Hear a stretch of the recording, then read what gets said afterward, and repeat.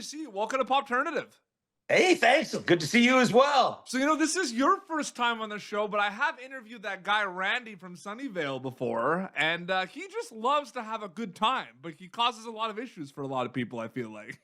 Well, it's you got to pay your lot fees. I mean, yeah, this is the first time I got a shirt on, right? Yeah. And I mean, it's a fish shirt, right? So Absolutely. I did kind of want to ask because you were on season 2 of The Trades on Crave with your friend Rob Wells, and I love that show. And I was just wondering, from a character acting perspective, was something that drew you also towards that character something that that character was different than Randy? Was that something that you liked about it as well?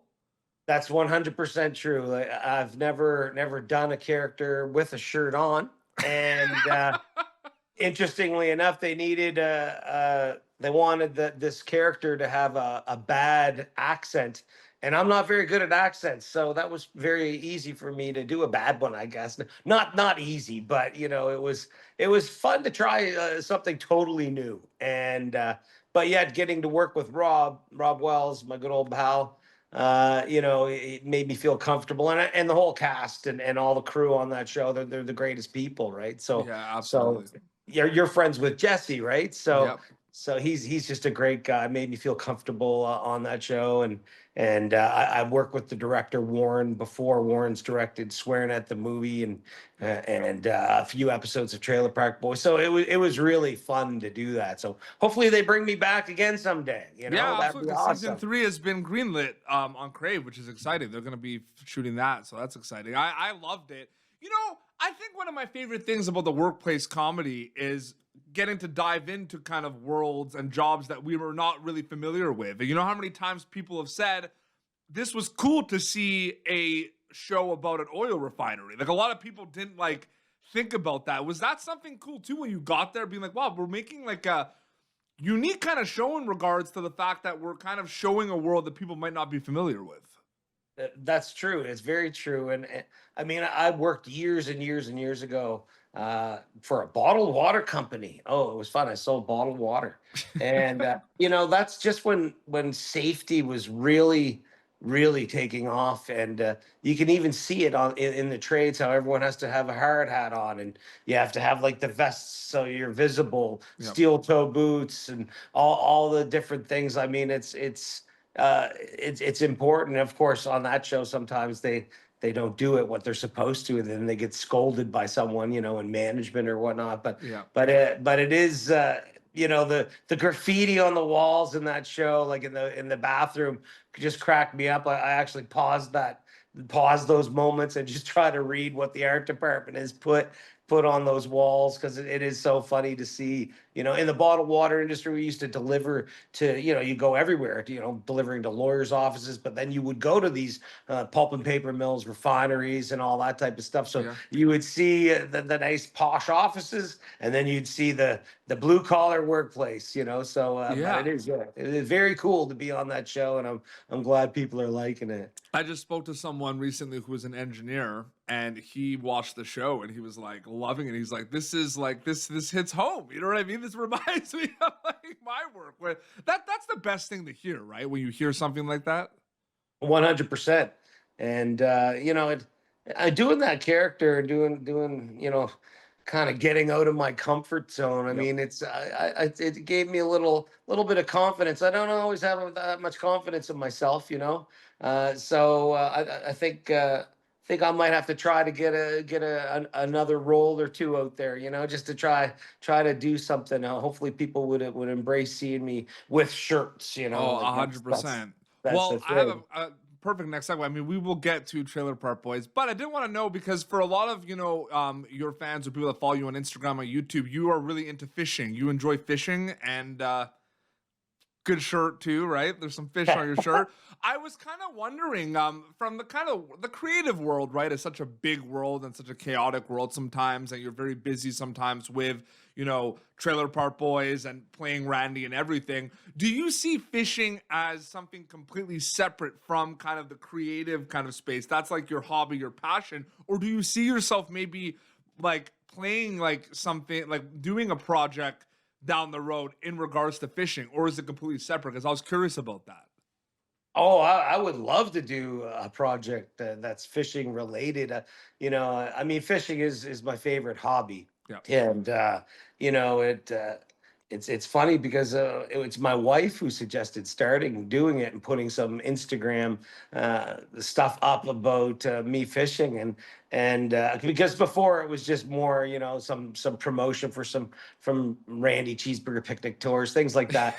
But I didn't think anyone would want to watch me fishing or whatnot. And then all of a sudden, I started putting stuff up, and like she helps me make sure that I try to look good, flick my hair the right way, and all that stuff. And it ended up doubled my following on Instagram through the fishing community, and then got to meet some professionals in the business, and even got to go to the Pan American Black Bass Championships that were held in Fredericton, New Brunswick this year. It attracts anglers from around the world. So that was my first experience with a tournament. I'm not that kind of fisherman. I don't go trying to win the prizes and the prize monies and stuff. I just like to go to have fun. But it Absolutely. was really neat to see how passionate these anglers are, and I got to meet so many nice people, and I even just went to a few places in beautiful Ontario to Yep. go fishing. So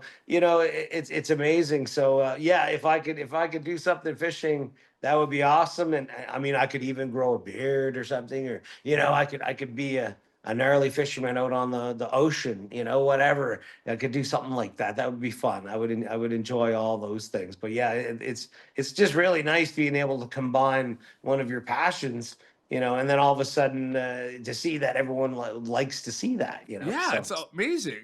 yeah, It's almost one of those things too, where content creation is, you throw something at the wall and see if it sticks, right? Like that's what very it true. is in a lot of ways.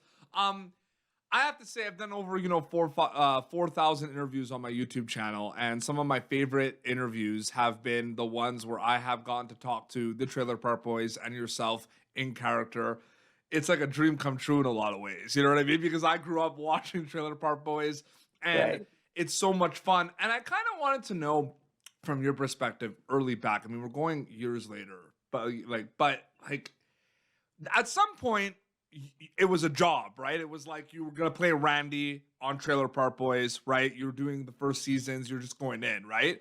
But now it's like a worldwide phenomenon. It's just incredible. It doesn't go away. It's always around. Take me through when that started to kind of be a thought process that this is something special, this is something big. I'm gonna have this for the rest of my life. Is it like 4 or 5 seasons in? Is it when the first movie comes out? I'm curious about that for you.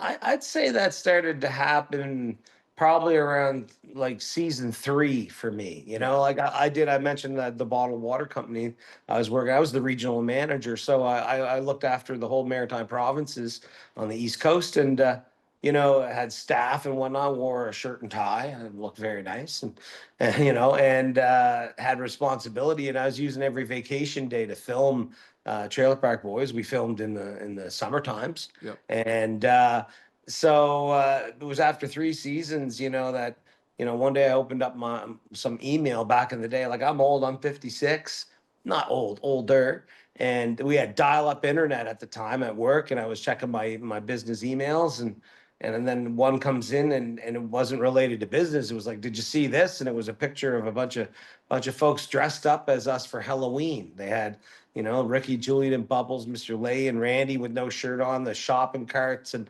I was like, wow, this is really crazy. Like, normally at Halloween time, people dress up as famous characters, and like Dracula, or like superheroes and all that, and here they are being us, and then someone at work said, well, you're on TV, so you're kind of getting famous. And I was like, wow. But eventually, like, having to leave the real corporate world, and then become my shirtless wonder Randy. That's when we started to tour. John Dunsworth, Mr. Leahy, and I, right? So we Yeah. started doing universities and colleges all across Canada, and it was just having that combined with filming in the summer. It was enough.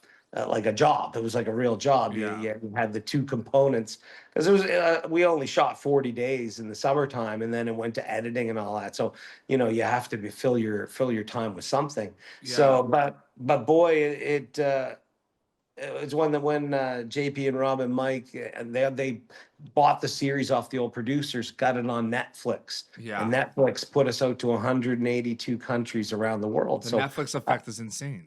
yeah, so then that's all of a sudden touring went around the world, down, Yep. down to America, over Europe. So it just opened things up, yeah, it amazed me. I don't think anyone would have ever thought it was going to be the success that it is, and how it's opened up doors for other things. Like here now, I'm on the trades, and now I can do some fishing stuff. And I mean, it's our fan base is so good, best fans in the world, and now they're watching me do fishing. I'm laughing, going, this is pretty awesome. I'm a pretty lucky guy, let me tell you. So Yeah.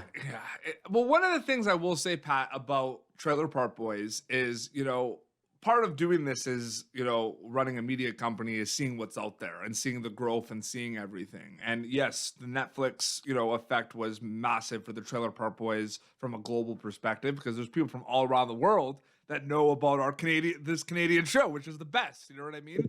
But I yes. will say, over time, seeing how big the world became in regards to the many different content and things that came out from Trailer Park Boys. You know what I mean? Like you mentioned the university tours, the cheeseburger picnics with Randy, the live comedy shows, the specials, the movies, the video games. That to me blows my mind. You know what I mean? How big the world became, the conventions. Like it just became a big world of like different avenues where you can like show up as Randy or show up as Pat in support of Trailer Park. You know what I mean by that? That's crazy to me.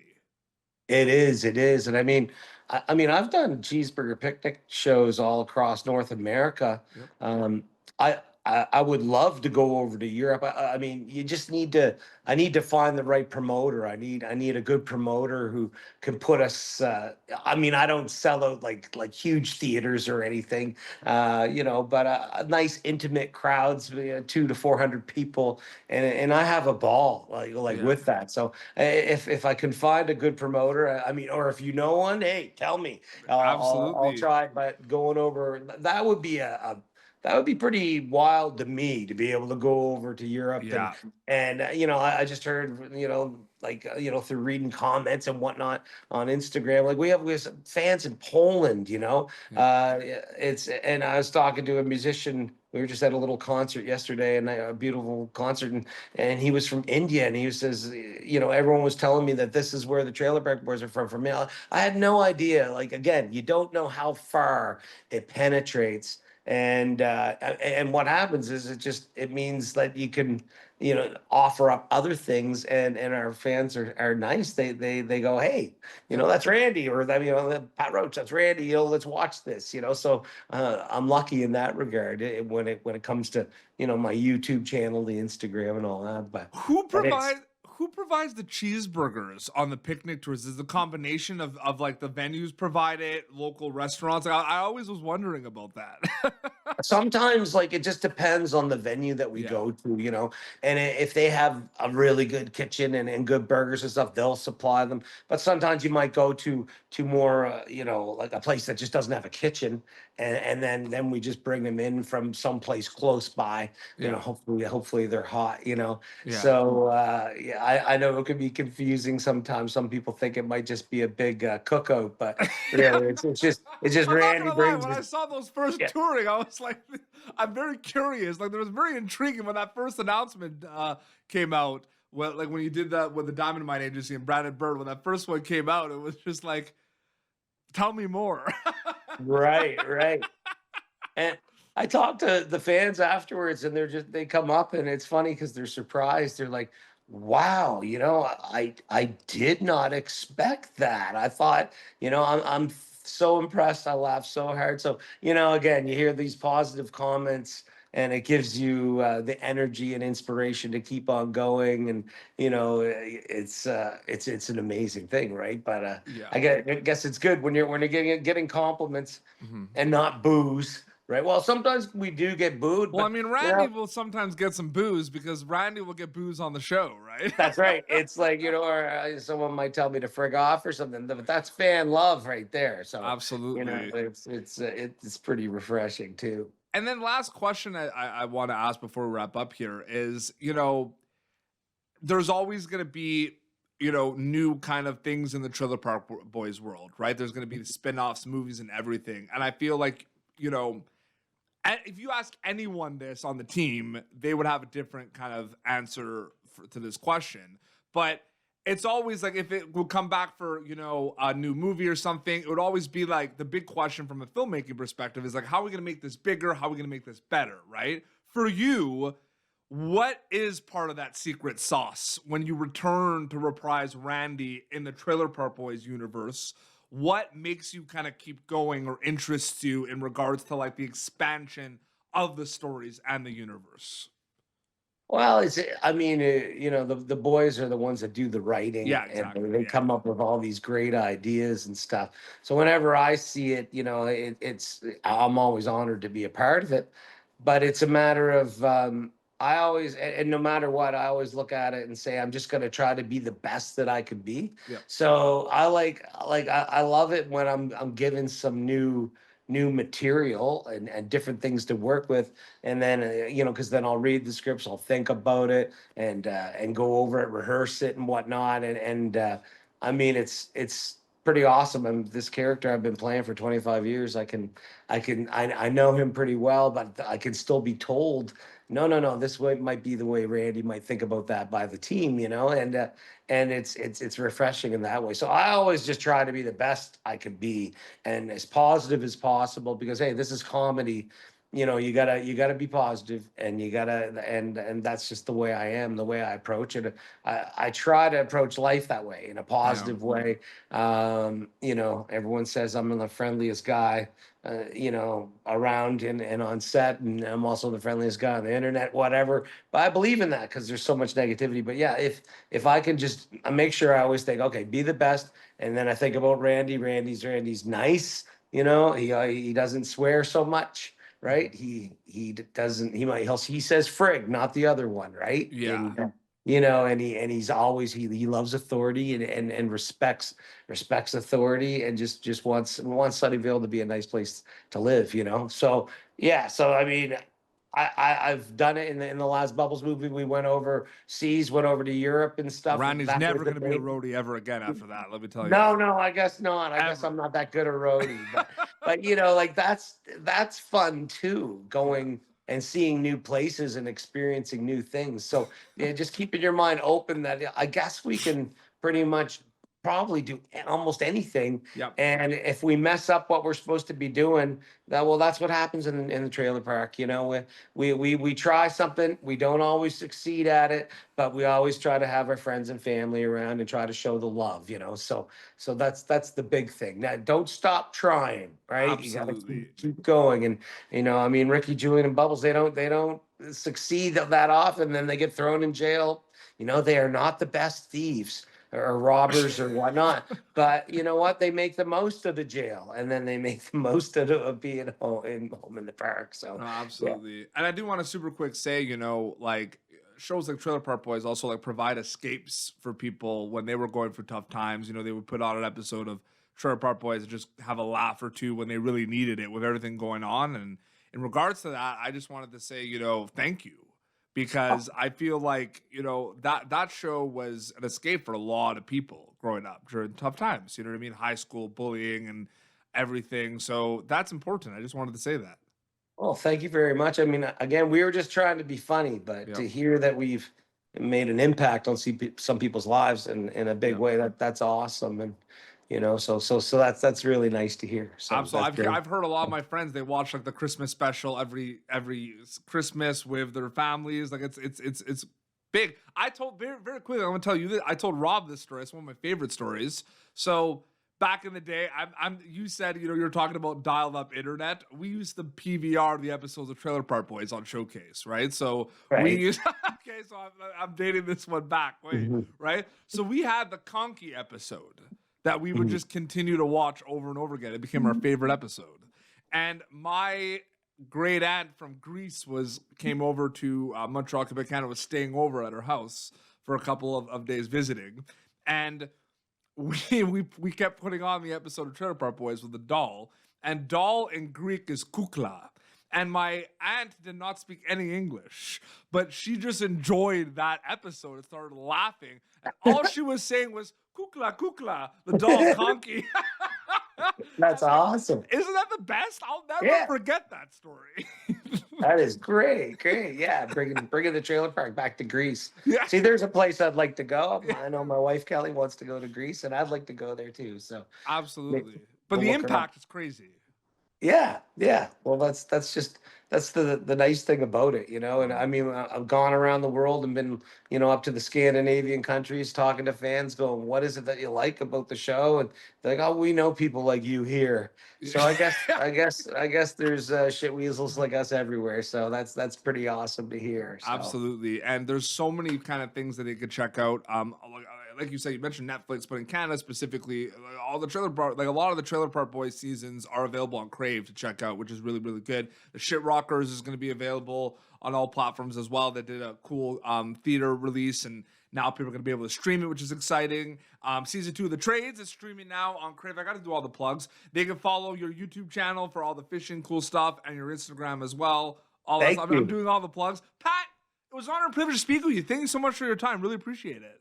Thank you very much, and this was awesome. This was just great. I appreciate it. Appreciate it. And until next time, my friend. Until next time. Well, this has been Pop Turn at youtube.com/PopTurn for previous episodes. Until next time, this is Pat Roach and Petey Beats signing off. Yeah. Thank you for tuning in to Popturnative. Make sure to check out our past episodes of Popturnative on YouTube. This has been an Autograph Communications production.